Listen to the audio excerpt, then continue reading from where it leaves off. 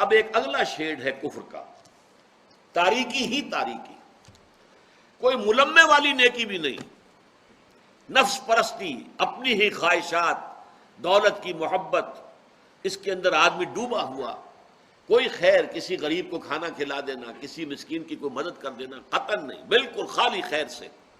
اس کی کیا مثال دی ہے؟ او کا ظلمات، یا پھر ان کافروں کی جو حقیقت ایمان سے محروم ہوتے ہیں، ان کی دوسری مثال کیا ہے؟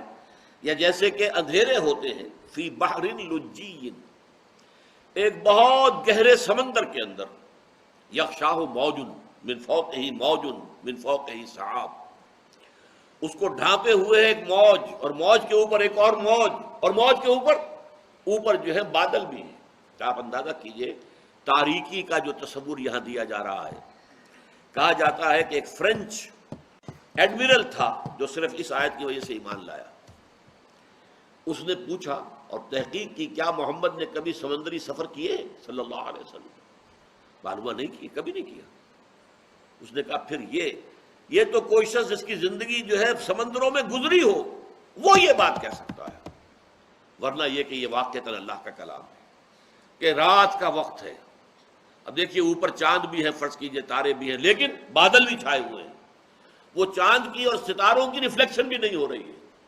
پھر یہ موج پر موج چڑھی ہوئی ہے، اور بحر سمندر کی تاریکی کے اندر جو تاریکی ہے، گہرائی کے اندر، کا ظلمات، نوٹ کیجئے ذرا، کا ظلمات فی بحر لجی یغشاہ موج من فوقہ موج من فوقہ سحاب۔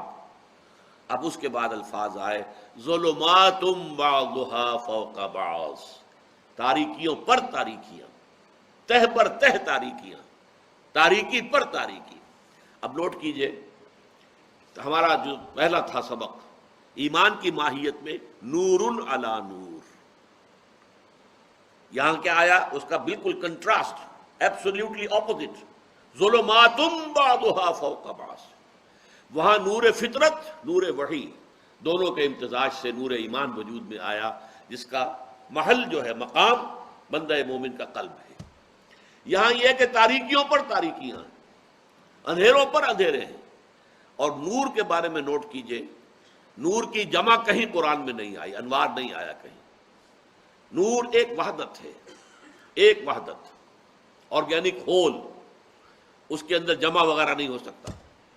اور ظلمت، یہ ظلمات آتا ہے ہمیشہ، اس لیے کہ تاریکیوں کے شیڈز ہوتے ہیں، گہری تاریکی اور تاریکی اور تاریکی اور تاریکی۔ قرآن مجید جیسے کہ غدو جو ہے وہ واحد آئے گا، آصال جمع کی شکل میں آئے گا۔ شام کے وقت جیسا کہ میں نے بتایا کہ نمازیں بھی کئی آ جاتی ہیں، اور صبح کی نماز کے لیے تو نماز کا لفظ بھی استعمال نہیں کیا گیا۔ قرآن الفجر، اقم الصلاۃ لدلوک الشمس الی غسق اللیل وقرآن الفجر، یہ صبح کی نماز جو ہے فجر کی، وہ تو در حقیقت ایک طویل قرات چونکہ اس میں ہونی چاہیے، تو قرآن الفجر سے تعبیر کیا گیا۔ اسی طرح ظلمات کا لفظ آتا ہے قرآن مجید میں جمع کے صیغے میں، ظلمات بعضها فوق بعض، تاریکیاں ہیں تاریکیوں پر۔ اور اس کے بعد مزید تشبیہ آ رہی ہے، اذا اخرج یدہ لم یکد یراہا، جب وہ اپنا ہاتھ نکالتا ہے اس کو بھی نہیں دیکھ پاتا۔ دیکھیے ہمارے محاورہ ہے ہاتھ کو ہاتھ سجھائی نہ دینا، یہ محاورہ اردو کے اندر آتا ہے۔ اب جب آپ نے ہاتھ اپنا نکالا تو آپ کو ایک سینس آف ڈائریکشن تو ہے نا کہ میرا ہاتھ کدھر ہے، لیکن تاریکی کا یہ حال ہے کہ اس کو اپنا ہاتھ نظر نہیں آ رہا۔ اذا اخرج یدہ لم یکد یراہا ومن لم یجعل اللہ لہ نورا فما لہ من نور، اور جو لوگ، جس کے لیے کہ اللہ تعالیٰ ہی نے نور عطا نہ کیا ہو جسے، اس کے لیے کوئی نور نہیں۔ تاریکی ہی تاریکی ہے، تاریکیوں پر تاریکیاں ہیں۔ کہنے کو انسان ہے اولئک کالانعام بل ھم اضل، وہ حیوانوں کے مانند ہیں بلکہ ان سے بھی گئے گزرے ہیں، اس لیے کہ حیوانوں کو تو اللہ تعالیٰ نے پیدا ہی اس مقام پر کیا ہے، انسان کو تو پیدا کیا تھا بہت بلند مقام پر۔ والتین والزیتون وطور سینین وھذا البلد الامین لقد خلقنا الانسان فی احسن تقویم ثم رددناہ اسفل سافلین، اس مقام بلند سے گر کر انسان اس اسفل سافلین تک پہنچتا ہے۔ ظلمات بعضها فوق بعض، تو یہ در حقیقت اس کی اپنی کارستانی ہے، اس کا اپنا چوائس ہے ایمان کے راستے سے ہٹ کر۔ اب میں صرف ایک نکتہ اور عرض کر دوں، قرآن مجید میں یہ تین کردار کئی مقامات پر آئے ہیں۔ سورہ بقرہ، جو یوں سمجھیے کہ سورہ فاتحہ کو اگر ہم سمجھیں کہ وہ تو قرآن حکیم کا دیباچہ ہے ایک طور سے، تو قرآن مجید کی پہلی سورت بنتی ہے، بڑی سورت تو وہی ہے سورہ بقرہ۔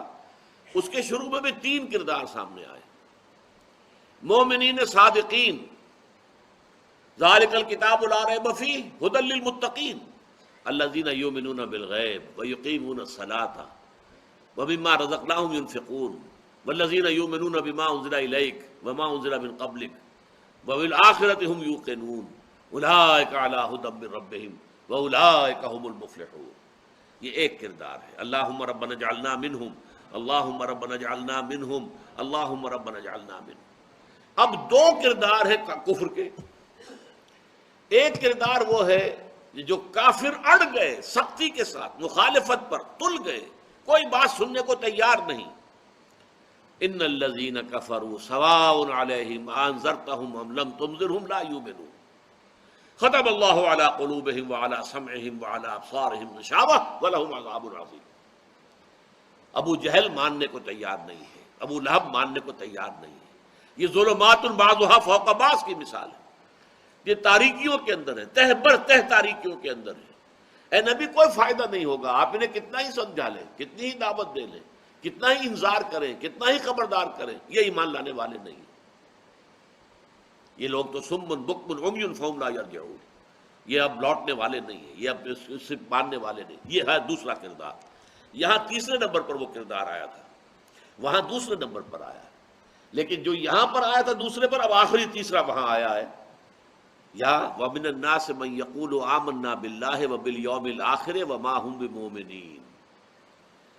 انسانوں میں سے ایسے بھی ہیں جو کہتے ہیں ہم ایمان لے آئے اللہ پر اور یوم آخر پر، لیکن حقیقت میں وہ مومن نہیں ہے۔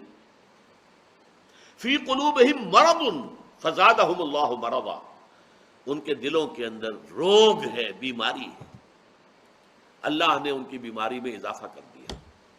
اللہ تعالیٰ کی سنت یہ ہے، آپ ہدایت کے راستے پر آئیں گے، اللہ ہدایت کے راستے کھولتا چلا جائے گا۔ آپ کے لیے، آپ کو پہلے بڑا مشکل نظر آ رہا ہوگا، یہ تو بڑی کٹھن وادی ہے، لیکن بڑھیں گے، قدم اٹھائیں گے، چلیں گے تو اللہ تعالیٰ آسان کرتا جائے گا۔ فَسَنُيَسِّرُهُ لِلْيُسْرَىٰ، آسانیوں پر آسانیاں آئیں گی۔ معلوم ہوگا یہ تو بڑا، مجھے تو کٹھن منزل نظر آ رہی تھی، لیکن ایسی کٹھن تو نہیں ہے، ایسی مشکل تو نہیں ہے۔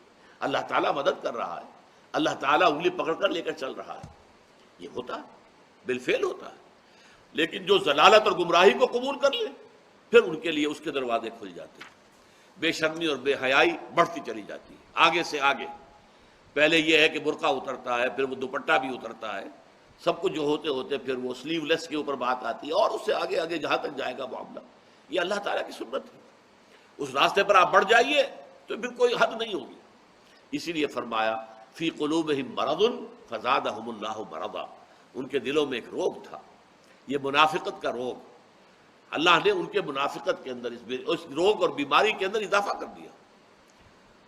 فی قلوبہم مرض فزادہم اللہ مرضا ولہم عذاب علیم بما کانوا یکسبون، اور ان کے لیے دردناک عذاب ہے، یہاں تک کہ سورہ نساء میں فرمایا کہ المنافقون فی الدرک الاسفل من النار، جہنم کے سب سے نچلے طبقے میں منافق ہو۔ تو یہ تین شیڈز جو ہیں آپ کو دنیا میں ہمیشہ ملیں گے۔